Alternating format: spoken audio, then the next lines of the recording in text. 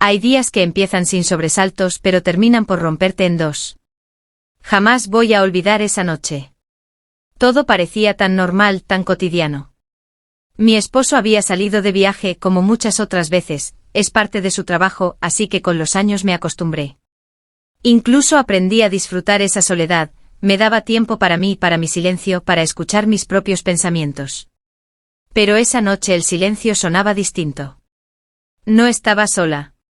Tiago, mi hijastro, se había quedado unos días en la casa. Tenía 24 años, ya no era el adolescente que venía en vacaciones, sino un hombre alto, seguro, con esa mezcla de calma y fuego que a veces uno no sabe cómo interpretar. Había sido su padre quien le dijo que se quedara mientras él estaba fuera, y a mí me pareció bien. No había razón para decir que no. El primer día ya sentí que algo había cambiado. Su forma de mirarme no era la misma, no era la mirada casual de un muchacho que saluda con respeto a la esposa de su padre. Había algo más, una quietud intensa, una chispa escondida en los ojos que me hizo desviar los míos, como si hubiera descubierto en mí algo que ni yo recordaba que estaba allí. Esa noche cenamos juntos. Nada elaborado, una cena sencilla, palabras cruzadas, algunas risas. Pero algo flotaba en el aire, sutil pero muy real. Lo sentía en sus ojos, que se quedaban en mí un par de segundos más de lo necesario, en su sonrisa, como si supiera un secreto que yo aún no había descubierto. Y me pasó algo que no esperaba, me sorprendí a mí misma preguntándome por qué me afectaba, porque cada vez que me hablaba sentía un cosquilleo sutil, como si una parte dormida de mí despertara después de años de silencio. Después de la cena subí a mi cuarto. Le dije que estaba cansada, que necesitaba descansar. Mentí. Lo único que quería era escapar de lo que estaba sintiendo. Me acosté, cerré los ojos, pero el sueño no venía.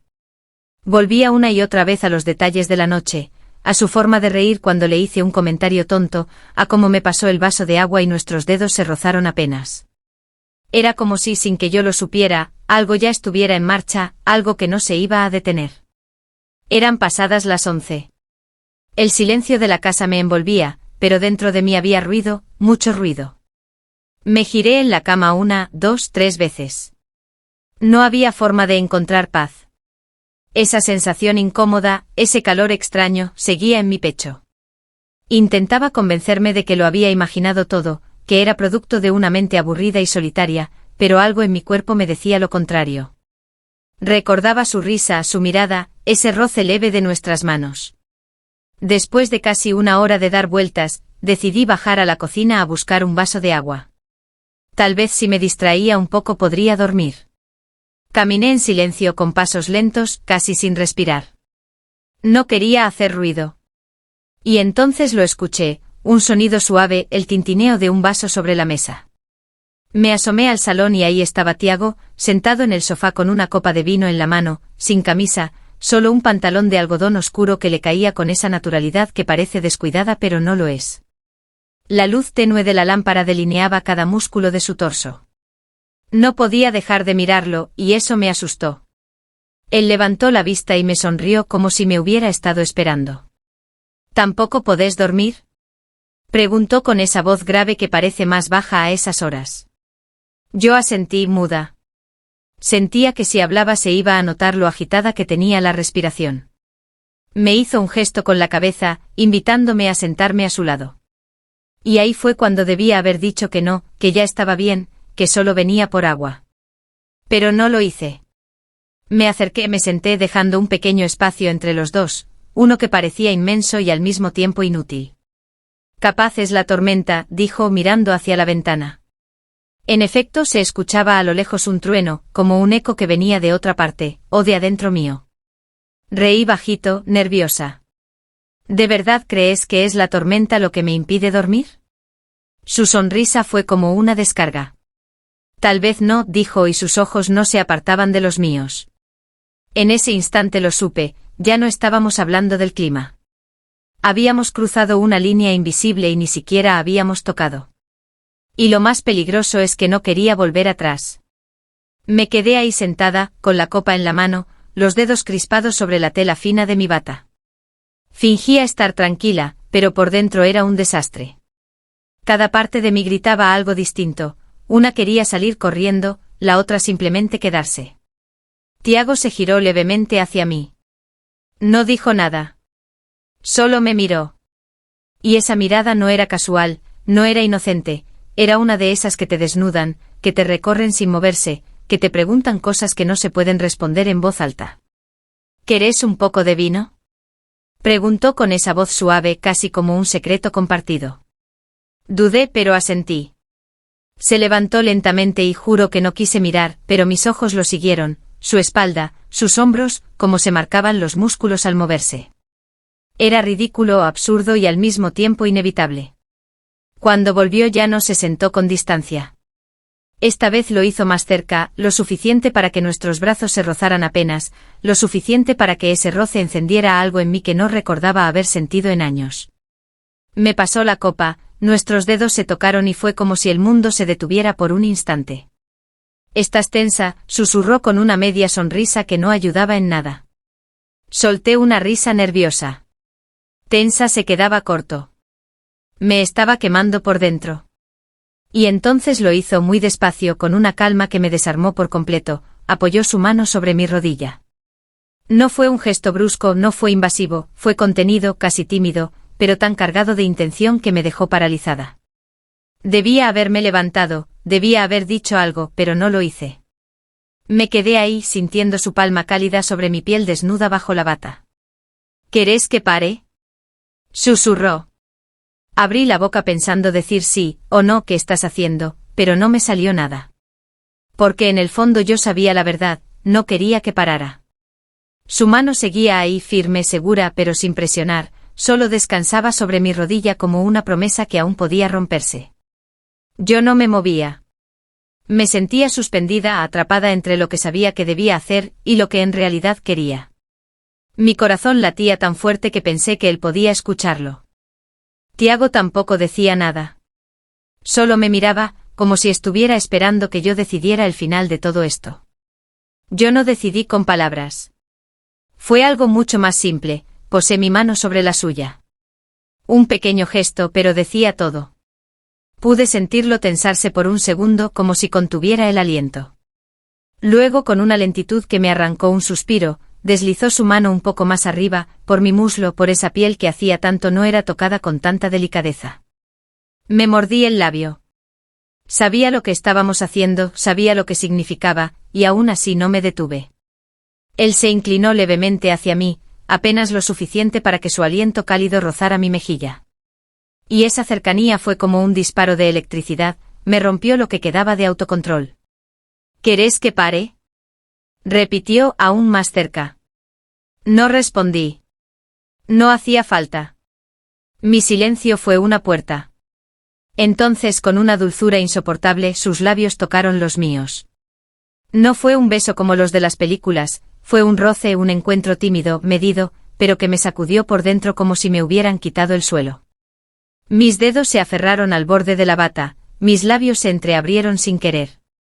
Y ahí lo supe con claridad, era prohibido, era una locura, pero era inevitable. Tiago se detuvo un segundo, justo después de ese primer beso. Me miró buscándome los ojos como si todavía me ofreciera una última oportunidad para detener todo. No lo hice. Y entonces, sin más dudas, sus labios volvieron a encontrar los míos, esta vez con hambre, con esa mezcla de ternura y urgencia que solo nace cuando uno ha callado un deseo demasiado tiempo. Su mano me rodeó la cintura y sentí su torso ardiendo contra la tela fina de mi bata. Mi respiración era un desastre, desordenada, corta, como si mi cuerpo estuviera intentando adaptarse a algo que no entendía pero ansiaba. Me besó el cuello con esa lentitud que te deja temblando.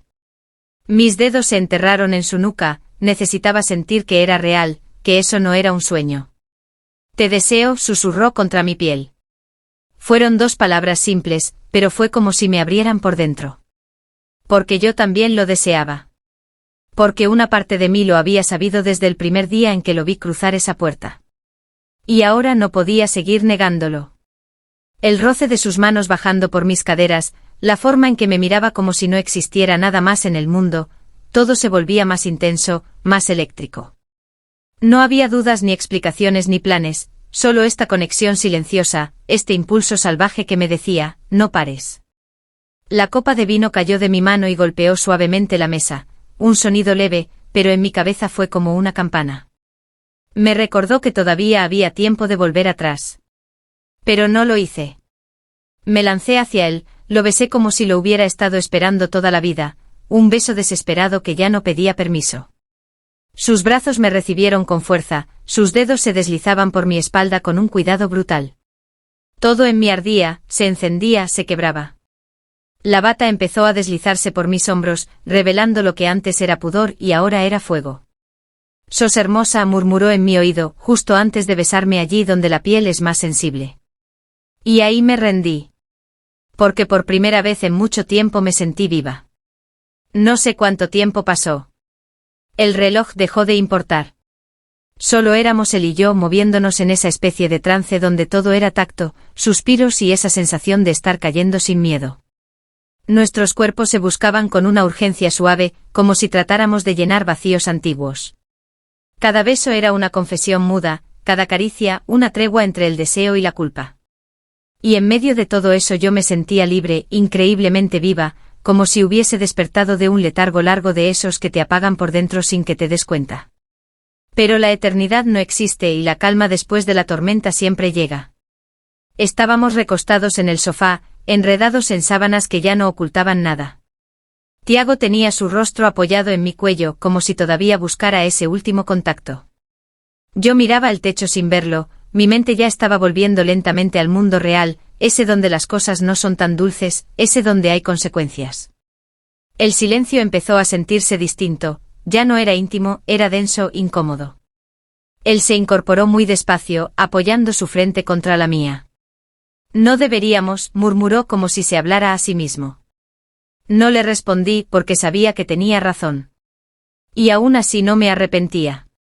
Acaricié su brazo por última vez. Esa cercanía que tan solo minutos antes era fuego ahora se sentía como un adiós anunciado. ¿Y si alguien sabía? ¿Y si alguien había visto algo? El escalofrío que me recorrió esta vez no tuvo nada de placentero. Habíamos cruzado una línea y ya no podíamos deshacer lo que había pasado. Tiago se levantó despacio como si el peso de lo que acabábamos de vivir lo aplastara un poco más con cada paso. Ya no me miraba igual, sus ojos tenían algo distinto, culpa, miedo. Yo también lo sentía. Ese fuego que antes me quemaba por dentro ahora dejaba cenizas. La intoxicación del deseo se iba disipando y lo que quedaba era crudo, real. ¿Qué habíamos hecho?